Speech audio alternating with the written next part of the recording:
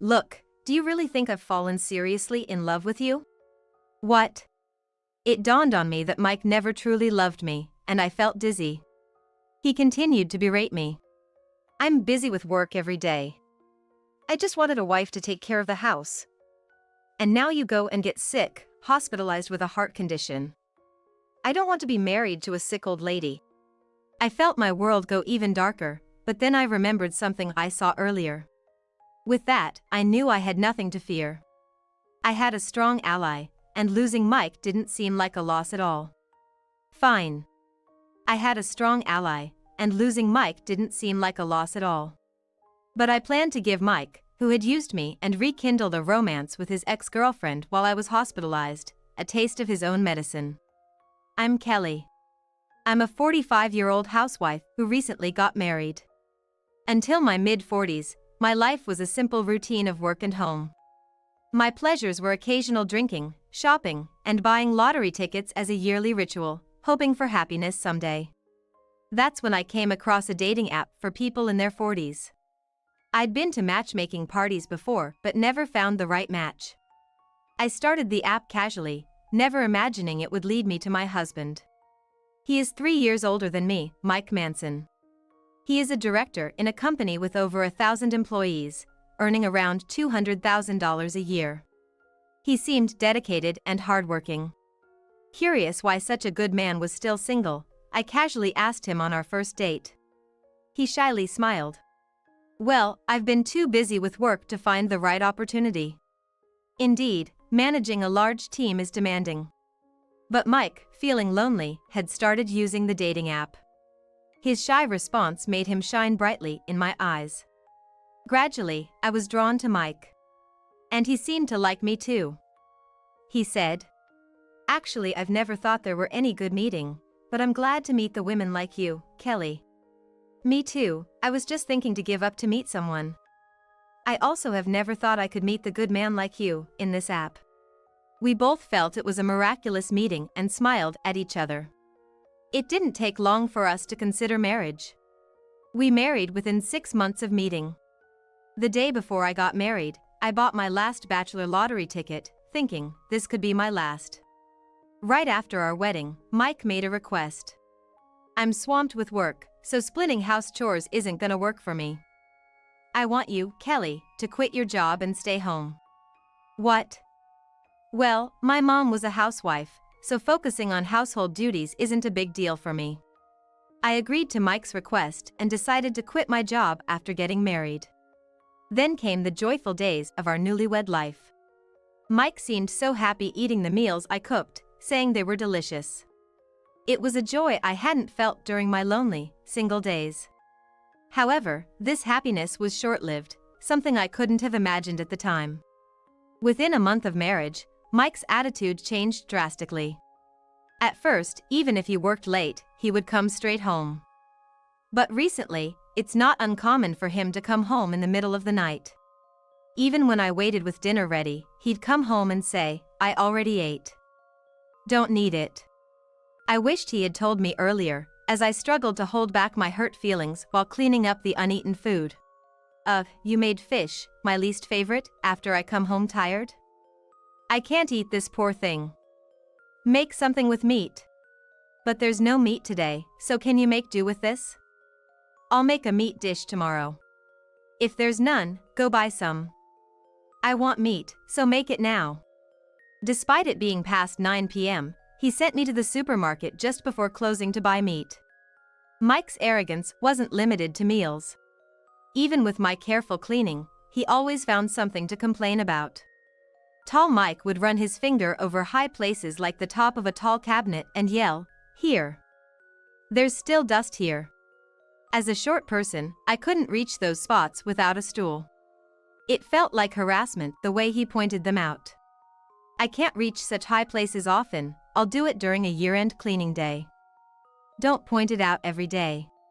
Even when I said that, Mike would reply with a look of disgust. Until the year-end cleaning day, you'll just let dust accumulate up there? Short people really are useless. I was hurt by his belittling of my height, but I couldn't retort, fearing what he might say next. So, I endured silently, no matter what he said. Taking advantage of this, Mike criticized everything I did around the house. He just lay there, saying he was tired. Initially, I thought he was a kind man, but his true colors showed more each day. Still, I told myself, this is what marriage is like, and endured, having finally married at this age. Lately, though, I've been feeling strange palpitations and pain in my chest. What's this? Well, it'll probably pass soon. I was concerned about this discomfort but neglected it, which might have been a mistake. My condition worsened, leading to severe breathlessness and dizziness. Unable to bear it anymore, I decided to get a checkup at the hospital. The symptoms were from a heart disease caused by stress. The daily mental strain was taking a heavy toll on my body. I had to be hospitalized for a while. When I went home to prepare for my stay, I informed Mike, but instead of concern, he frowned and said, "What? You're gonna be in the hospital for a long time? Who's gonna take care of the house? Who will do the chores? I'm sorry for the inconvenience, but while I'm in the hospital, please manage with takeout or ready-made meals. There's a dryer for laundry, and the house won't get that dirty with just one person." Hey, are you telling me to do all the housework? That's impossible with my busy schedule. I'm sorry, but you'll just have to bear with it until I get discharged. I begged desperately, but Mike remained sullen. Unbelievable, you can't even do housework properly, and now you're going to the hospital. You're really useless. Remember this when you get back. As I faced Mike's harsh words, I started preparing for the hospital alone. Feeling guilty as if I were running away from the situation. Even though it wasn't my fault. The next morning, Mike was still in a bad mood and didn't even see me off to the hospital, leaving early for work. I had no choice but to go to the hospital alone, carrying my bags. During my stay, Mike never visited. I had suspected this might happen and brought everything I needed, including a change of clothes. Still, the hospital room felt incredibly lonely without any visitors. To distract myself from the boredom, I surfed the internet on my phone. One day, I received a strange message notification in my messaging app. It was from Mike, but the content left me stunned. "Julie, I love you. I'll be done with work soon, wait for me." I was about to mark it as read when it suddenly showed, "Message deleted." Who was Julie? And why such a gentle message, unlike any he sent to me? Could it be that Mike was cheating? As this worrying thought crossed my mind, my chest began to hurt again. I quickly pressed the nurse call button. Fortunately, it was a minor attack, and following the nurse's instructions, the pain subsided in about 5 minutes. The nurse advised, "Stress is bad for you. Try to think of something pleasant," but what could I possibly think about? Then I remembered the lottery ticket I had bought before our marriage. The drawing was yesterday. As a distraction, I checked the lottery numbers on the official website on my phone. To my amazement, the words "Congratulations on your win" displayed on my account page left me almost speechless. Wow, no way! Can't believe it! I was counting the digits of the amount I had won, still in shock. Then, the door to my hospital room opened, and Mike walked in. Behind him was a woman in her early 30s, someone I didn't recognize. She was like a flashy looking. "Hey, you holding up okay?" Mike asked me casually. "How can I be okay? I'm hospitalized. And you haven't even shown your face here until now." "Well, of course. Who do you think has been busy because of you? Between work and house chores, I've had a rough time." As usual, Mike was only concerned about his own busyness, indifferent to my condition. I replied with a forced smile. "Oh, I see. Sorry for the trouble." Unfazed by my displeased demeanor, Mike grinned back. "Kelly, you really lack charm. But it's fine now. You don't have to worry about any inconveniences anymore. You can stay in the hospital as long as you need." "What do you mean by that?" His words filled me with anxiety. Then Mike put his arm around the woman's shoulder and said proudly, "Now, she's taking care of things for me. Right, Julie?" Julie was the name in the message earlier. She smiled coyly, snuggling up to Mike. Who is she? That woman? Heh, surprised, aren't you? Since you're useless, I reached out to Julie, my ex. She still loves me and came running to help. Proudly, Mike boasted. I tried to remain calm and asked. Oh, an old acquaintance came to help out? Sorry for the trouble. I still need to stay in the hospital for a while. Mike and Julie burst into laughter. Funny. This wife of yours is a bit off, huh?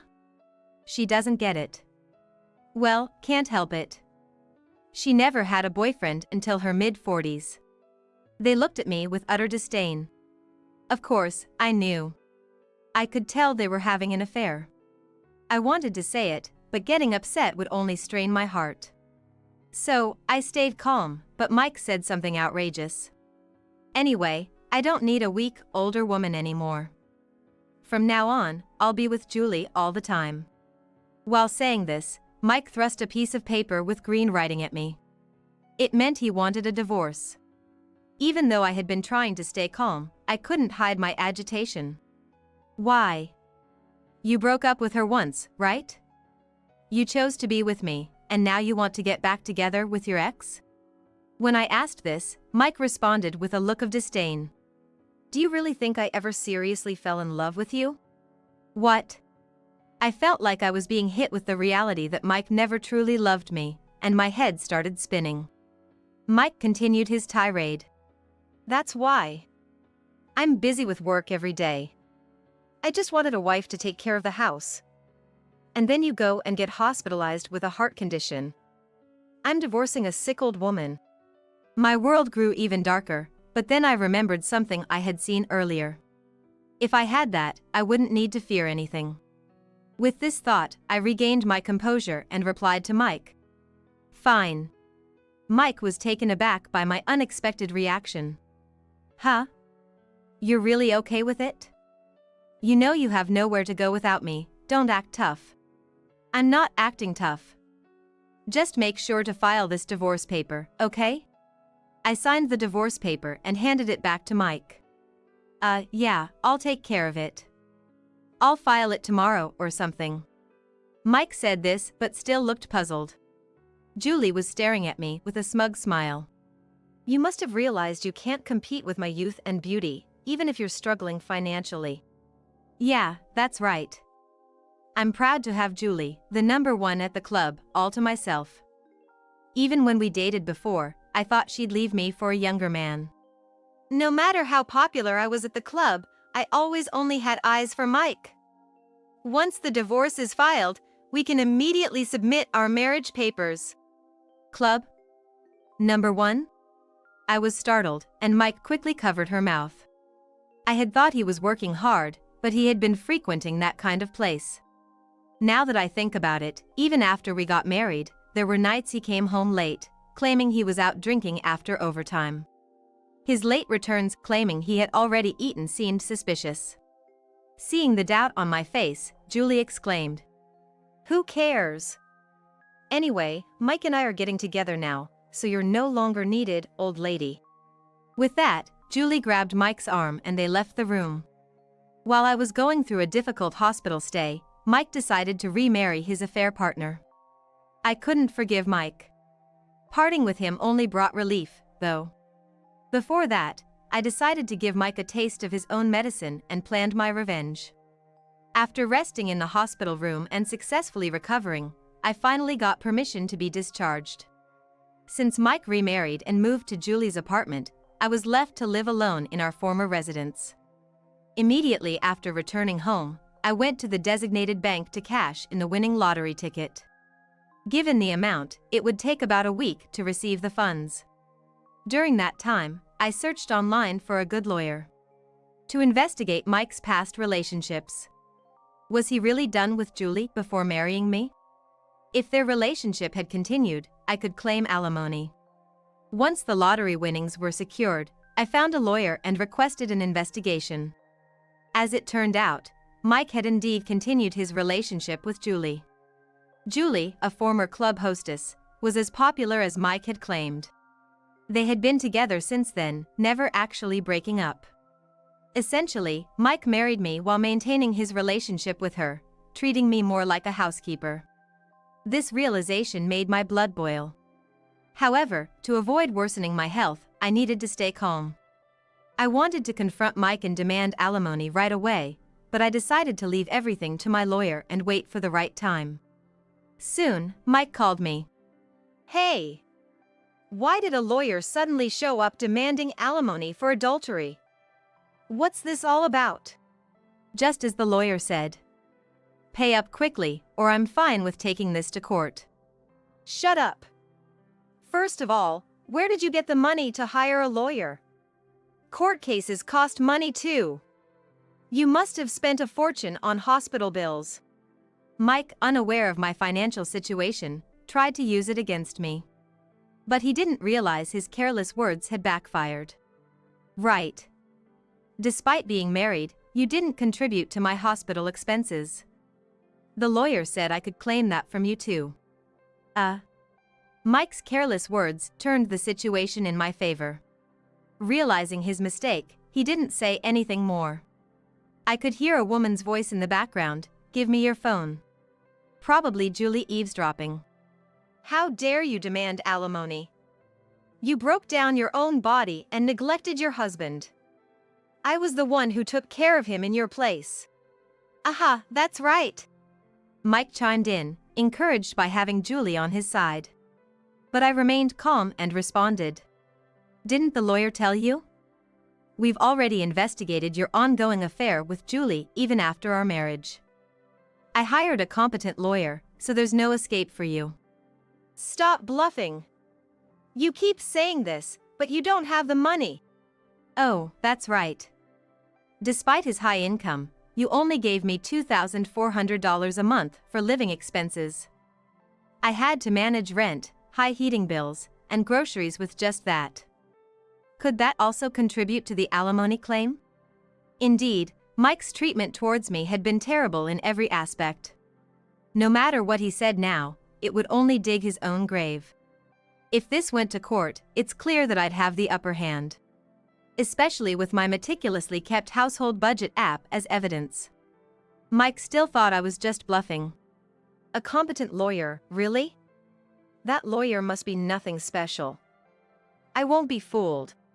So, I sent Mike the website link of the law firm I found online. I hired this law firm. You've got their business card, right? The website featured the photo of the lawyer I was working with.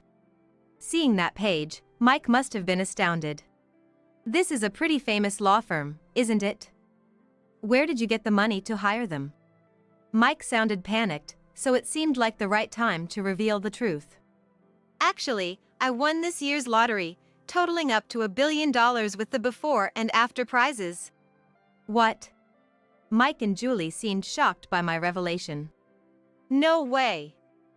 I never heard about you buying lottery tickets. I bought them with my own money before we got married. I didn't need to report every little thing to you, did I? There was silence for a while. Then, Mike sounded panicked. You're home, right? I'm coming over now. What could Mike possibly want now, coming over all of a sudden? About 20 minutes later, Mike arrived at my house alone. Surprisingly, with a cheerful expression. Kelly, I came to discuss property division. Property division? I was dumbfounded by Mike's audacity, showing up like this and making such an absurd request. Well, yeah. The lottery ticket was bought before our marriage, but you cashed it in after we got married. Doesn't that mean I'm entitled to half as shared marital property? Sorry, but that's not going to work. I cashed it in after our divorce was finalized. Besides, the divorce was due to your affair. Come on, don't say that. We were once married, so give me at least a quarter. Mike pleaded, hands clasped together. I flatly rejected him, saying only what's convenient for himself. No way. I'm not just talking about property division here. I need to get the alimony from you. Oh, about that. Mike seemed desperate, trying to come up with something that would work in his favor. Listen, I was actually deceived by that woman. she was just dazzled by my job and came after me. Being a night worker, she must have other clients and, other guys she's dating. So what? What are you trying to say? Basically, I'm a victim here, not someone who cheated. Of course, I'll break up with her and never cheat again. So, can we start over? I was dumbfounded by his audacity. You really think that lame excuse is going to fly? There's no doubt you cheated. Look, here's all the evidence. I said this and spread out the photos the lawyer had collected as evidence of Mike's affair. The photos showed Mike with his arm around Julie, entering and exiting a hotel, and in compromising situations in a park. All clear evidence of his infidelity. Damn it! Gathering all this against me. Mike picked up the photos, clearly upset. Then Julie appeared. She had apparently followed Mike but stayed hidden to observe. Hey! Mike, what do you mean I deceived you? Don't make things up. You were the one crying and begging me to take you back. Julie, you heard that? Mike was clearly at a loss for words. Julie, having heard everything, was furious. Don't look down on me because I used to work in a club. I've always loved you, even after we broke up. How are you going to make up for these feelings? Oh, sorry. Mike was completely overwhelmed by the two women. I was so happy when you came back to me, but you trampled on my feelings. I'll be demanding alimony from you too. Hey, why do I have to pay alimony to my affair partner? Affair partner? We were legally married, even if it was just for a month. It was an affair originally, wasn't it? Seeing Mike's distressed face, I couldn't help but feel like laughing. Mike, women's hearts aren't that easy to win over. Mike seemed utterly defeated by my words. It looked like the situation was settled, so I decided to call in one more person who had been listening in the shadows. It's time for you to come out. What? There's someone else here? At my cue, a person waiting in the next room came in. Hello, I've heard everything. It's you, the lawyer from that time. Yes, this was the lawyer who had told me, please contact me anytime you need. So when Mike said he was coming over, I immediately informed the lawyer. He had entered my house quietly through the back door and waited in the next room. Mike, as Kelly told you, you have no right to the property division. And regarding the alimony, considering Ms. Julie's involvement, we'll review that too. After the lawyer spoke, Mike stood there with his mouth agape, in a state of shock. This resolved everything, and I felt a huge relief. Later, I received alimony from Mike and settled the property division by splitting his earnings during our marriage. Mike divorced Julie and now lives alone. His company, a strict major corporation, got wind of his affairs and successive divorces, leading to his dismissal. Apparently, his flashy relationships had already put him on his boss's radar. So the divorce news spread quickly. I haven't seen Mike since then, but there was a person who informed me about all this. It was Julie, his affair partner. She came to my house to apologize, showing remorse for her actions. I'm sorry. I'll pay back the alimony gradually with my earnings. Please wait for it. Julie apologized deeply. However, I refused the alimony from Julie. As it turned out, Julie hadn't had a stable job since leaving the club scene. Initially managing with her savings, her extravagant lifestyle soon depleted her funds. Therefore, she clung to Mike for financial support. I really did love Mike. I know this is just an excuse to say this, but... she said with sincerity in her eyes. That's why I decided to let things go easily with Julie. Mike, having lost his job and struggling with alimony payments, was evicted from his apartment due to unpaid rent. Then he came to me with a sullen look in his eyes. Kelly, I was really wrong. Please forgive me just this once. I'll do anything you say, just let me stay here. I won't ask for money, just let me stay. He begged with a pitiful voice. I casually replied. Fine. Stay here as long as you like. Really? Oh, thank you. I let Mike into the house. But that night, while he was asleep, I packed my things. I had already arranged a new place to move into recently. By dawn, when Mike woke up, the moving truck had arrived. "What's going on? Where are you going with all this stuff?" "Oh, I'm moving out today." "You know this house is rented, right?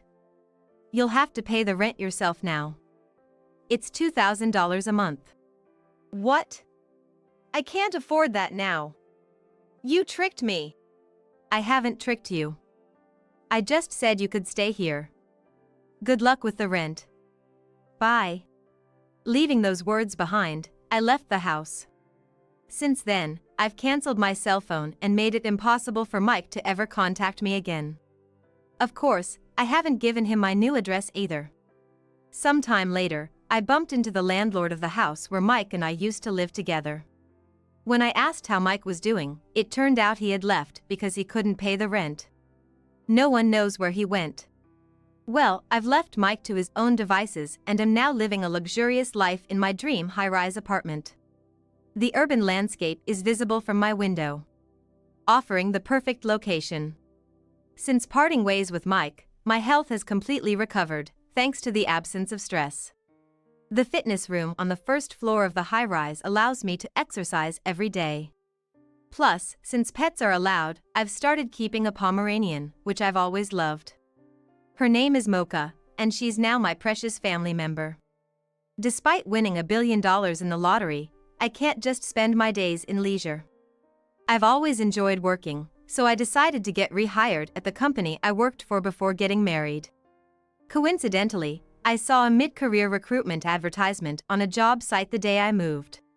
When I inquired, it turned out they had been struggling to find good talent after my departure. When I requested to be re-employed, my former boss was thrilled. Now, I've got a comfortable living space and a familiar work environment, achieving my ideal lifestyle. While I might not have been blessed with a happy marriage, I'm now fully enjoying life in my own way. This is, after all, the greatest happiness for me now.